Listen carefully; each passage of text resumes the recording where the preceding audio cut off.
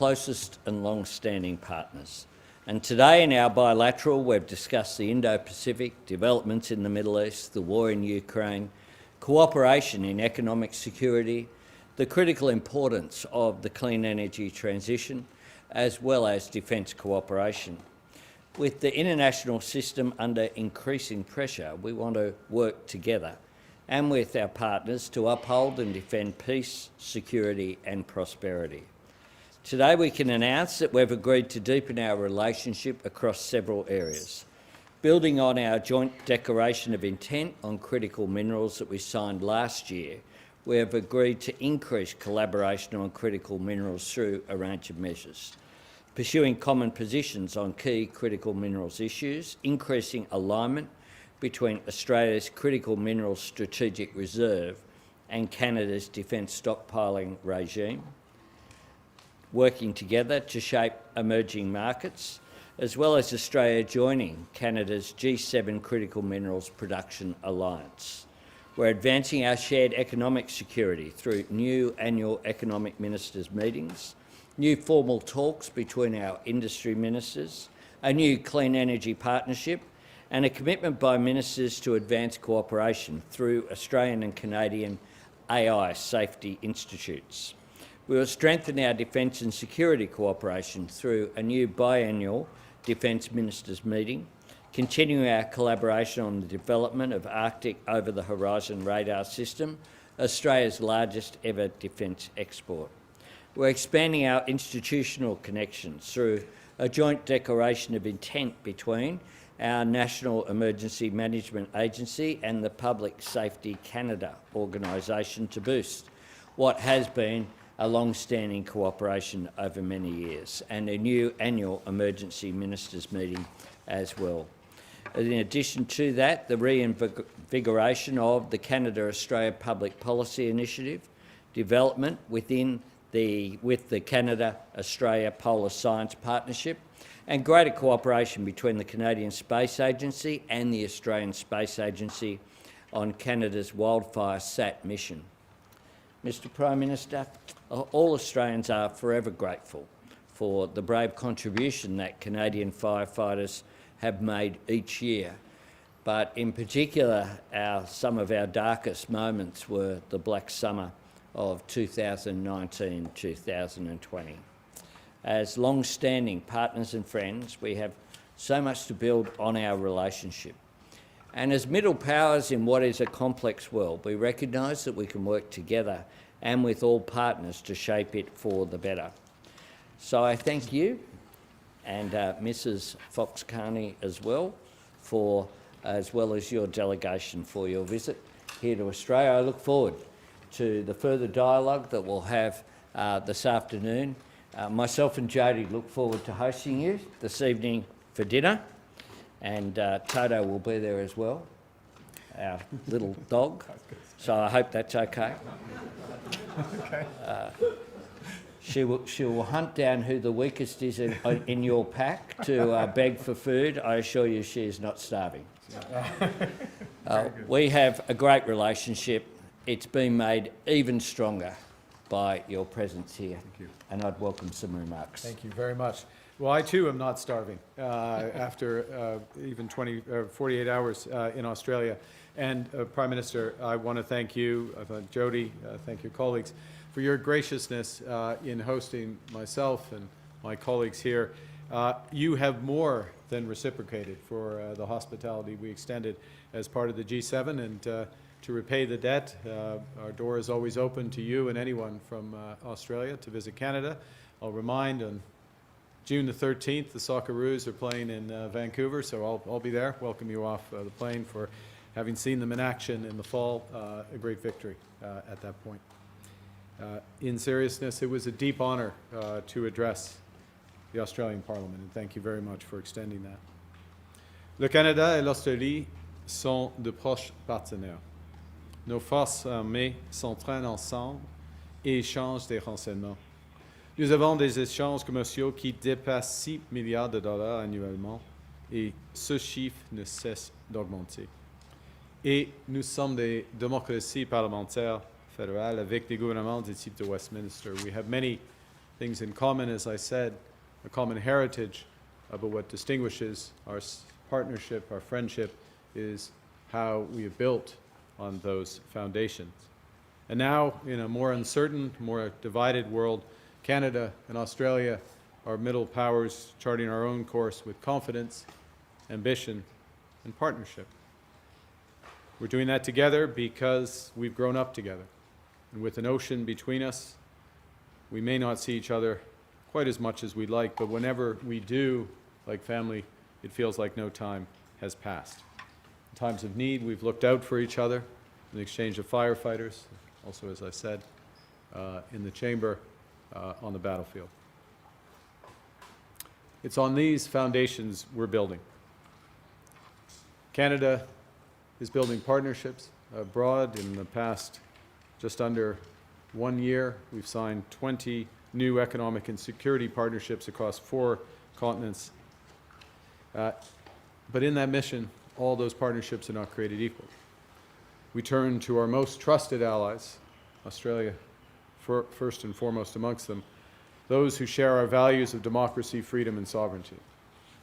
In my very first week as Prime Minister, we spoke, we announced our partnership on the world-leading over-the-horizon radar system developed by Australia that will detect, deter, and defend threats in Canada's Arctic. Since then, our governments have worked on several key initiatives. As the Prime Minister just referenced, Australia helped launch the G7 Critical Minerals Alliance, a group we're reinforcing today. In November, we launched a trilateral partnership with India on AI and innovation, a partnership we accelerated this past week in India. So whether it's in trade, security, critical minerals, getting Vegemite back on the shelves, Canada. Very important. Very important. That's probably the biggest legacy past year. Canada and Australia are getting big things done together. And now, here in Canberra, for the first bilateral visit by a Canadian Prime Minister to Australia in nearly 2 decades, elevating our partnership across energy, critical minerals, defense, AI, and also in investment. We know that middle powers must work together to build up our sovereignty in these key strategic sectors. We're also building our defense capabilities across the next generation of drones, surveillance aircraft, cyber, AI. We're developing sovereign AI capabilities so we're not caught between the hyperscalers and the hegemons. And in a world where access to capital is increasingly weaponized, we're leveraging our pension funds and our supers to be a force multiplier. Yesterday, when I was in Sydney, I had the opportunity to meet with some of Australia's largest institutional investors, including the IFM, who announced their intention to invest up to $10 billion in Canada. 2 sovereign nations, 2 proud democracies. Prime Minister Albanese, as you said in the chamber, we may look to different skies, North Star in our hemisphere, the Southern Cross in yours. I'm glad to see the Canadian connection there, the flag. But as you said today, we are at our very best when we look over our wide horizons. For when we do, we find a partner who shares our history, our values, and our ambitions to build. Thank you very much, my friend. Merci beaucoup. Look forward to the questions. Thank you. We have a number of questions. Australia first. Thanks, Prime Minister. Can I ask both leaders, as you're aware, the war in the Middle East appears to be widening, with Iran launching missiles towards Turkey, and we saw, of course, it now spreading to our region, with the US Navy sinking an Iranian ship off the Sri Lankan coast. Can I ask both leaders, are you troubled by the expansion of the conflict, and do you have any comment, most particularly on the recent actions of the US Navy, particularly given Prime Minister Carney your call recently for a rapid de-escalation in the conflict? Well, we both, of course, the Prime Minister can speak for himself, but I think the world wants to see a de-escalation and wants to see Iran cease to spread the destinations of its attacks. We're seeing Gulf states that have not been involved attacked across the board, including the attacks on civilian and tourist areas as well. We also want to see the objectives achieved. I want to see the possibility of Iran getting a nuclear weapon removed once and for all. And I also want to see a removal of the ongoing threat that has been there for such a long period of time of Iran endangering peace and security and stability, not just in its own region, but here in Australia, of course. We saw at least 2 events linked to the IRGC, to acts of terrorism here, funded, sourced, motivated and driven by the Iranian regime. And we want to see that end. Yes, thank you, Prime Minister. I associate myself entirely with that response. First, let's recognize the regime we're talking about. It's a regime that, first and foremost, in its own country, for almost 5 decades, has repressed its people, repressed women, killed its people, large numbers, even in recent weeks, up to 15,000 peaceful demonstrators murdered by this regime. It's a regime that's exported terrorism for decades across the Middle East. It's reached the shores here. It's a regime that's killed scores of Canadians, including in the disaster, the tragedy rather, in 2020, PS 752, where scores of Canadians died, and that aircraft was shot down. As the Prime Minister just said, it is a regime that reacts to this by attacking civilians and civilian infrastructure in other countries. And so, while we want to see a broader de-escalation of these hostilities with a broader group of countries than just the direct belligerents involved, we recognize, we stress, that that cannot be achieved unless we're in a position that Iran's ability to acquire a nuclear weapon, develop a nuclear weapon, and to export terrorism is ended. So that process must lead to those outcomes. Canada. Question for Prime Minister Carney. You've said that Canada will not participate in U.S. military action in Iran. So can you definitively say that's going to remain the case, even if hostilities broaden, escalate, or are prolonged? You've asked a fundamental hypothetical in a conflict that can spread very broadly. Today's events, recent events, point to that. So one can never categorically rule out participation. We will stand by our allies when it makes sense. There's a distinction between the offensive actions that were taken and are being taken by the United States and Israel, that were taken by them without consultation with Canada, with other allies, and we're not party to those actions. But we will always defend Canadians. We will always stand by and defend our allies when called upon. Australia. Prime Minister Carney, given your scepticism about the United States foreign and defence policy and the old world institutions that you've discussed a few times now, is the Five Eyes alliance still a viable operating model? Does it need modernising? I would say that many things, there are many challenges, but there are many things that continue to function very well, and the Five Eyes would be top of that list. Canada. Mardi, votre ministre de la Défense a appelé à un cessez-le-feu en Iran. Est-ce que vous appelez aussi à un cessez-le-feu immédiat? Il faut avoir, premièrement, une désescalade. Il faut que tous les parties de ce conflit doivent reconnaître la nécessité d'éviter des attaques contre les citoyennes et l'infrastructure pour les citoyens. Premièrement, ça n'existe pas à ce moment-ci. Alors, il faut avoir un processus afin de cet objectif, avant d'avoir un cessez-le-feu. Oui, c'est un objectif, oui, on le veut, mais ce n'est pas le moment. Australia. Wait, in English, sir? Before there can be a ceasefire, there needs to be a de-escalation of hostilities. Right now, we have a a spreading of hostilities. We recognize that. And before we get there, there needs to be the ending of targeting civilian infrastructure.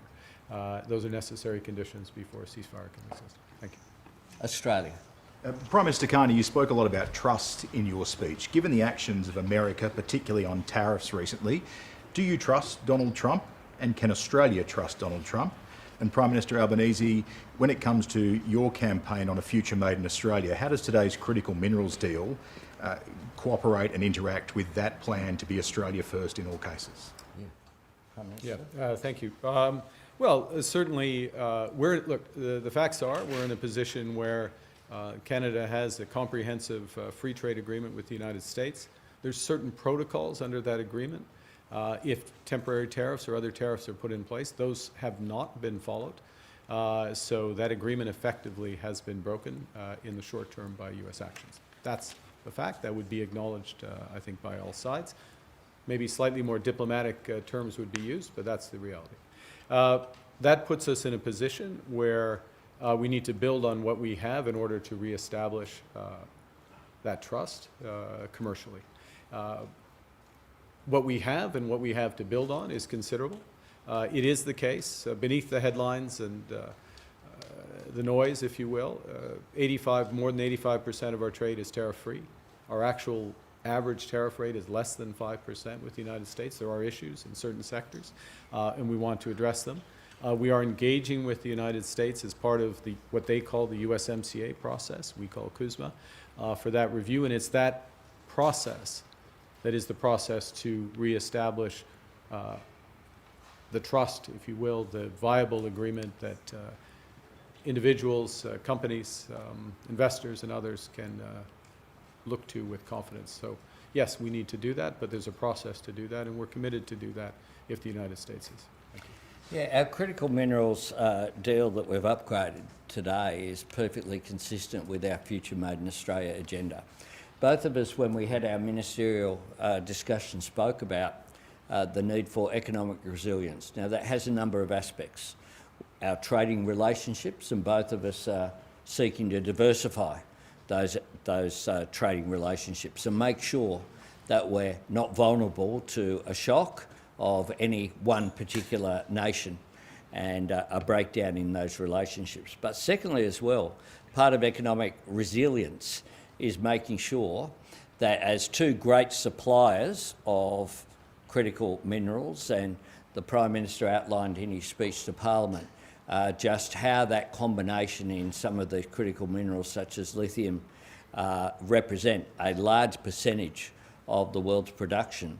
If we work together, then what that does is obviously have an impact not just on supply but also on price, but also on value adding in our respective countries as well. That is one of the ways that you avoid economic dependency, where you build that national economic resilience.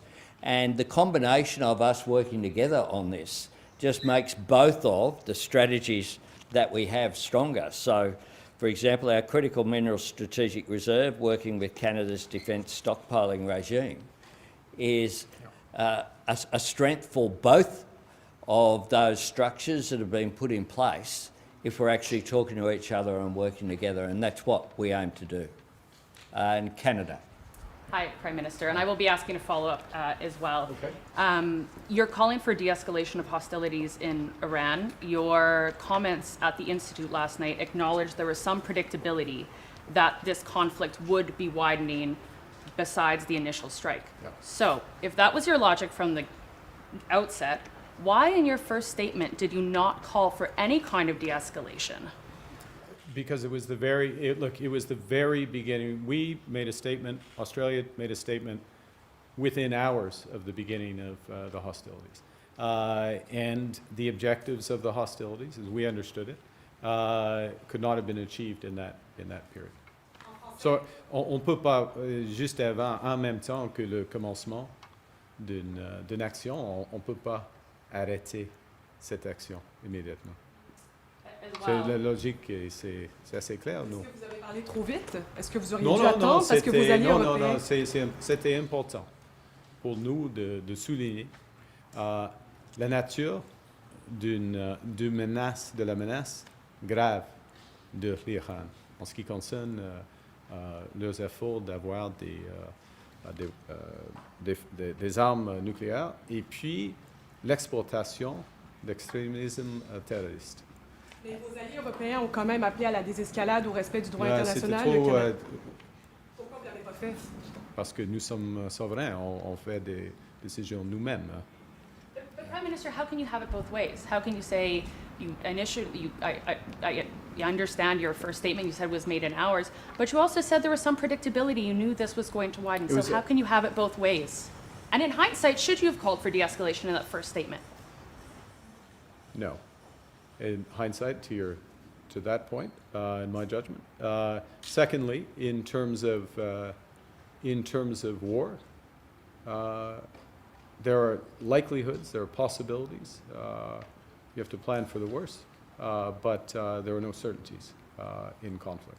And so now that the conflict has moved on, now that the conflict is involving a much wider group, but even if, I don't want to say even if, but moving into the Gulf, moving into civilian infrastructure, we're saying a few things. One, it is not solely the decision of the principal belligerents to move to the de-escalation. Should recognize that the members of the Gulf Cooperation Council are showing tremendous restraint at the moment. They're solely acting in a defensive manner. That's true from a range of others. It's true from a number of our allies as well. And so bringing those partners into these discussions. Look, it is a very volatile, it's extremely complex situation. It's getting more complex as time goes on. But we absolutely stand by the fundamental principle that Iran should not be allowed to have a nuclear weapon and to continue to be a serial violator of international law. And these are not niceties. A serial violator of international law that is killing our citizens, that murders citizens by the thousands in these regions, that funds all the terrorist groups in the Middle East, from Hezbollah to Hamas to the Houthis. That aspect, that objective starts, and that's where we stand. Thank you. Can I thank you very much, Prime Minister, and can I invite you to be here next week and the week after, because this is the first press conference I've done for some time where someone else has got most of the questions. So I thank you very much for it, and I welcome our Canadian media friends who are here with us as well. Thank you. Thank you very much.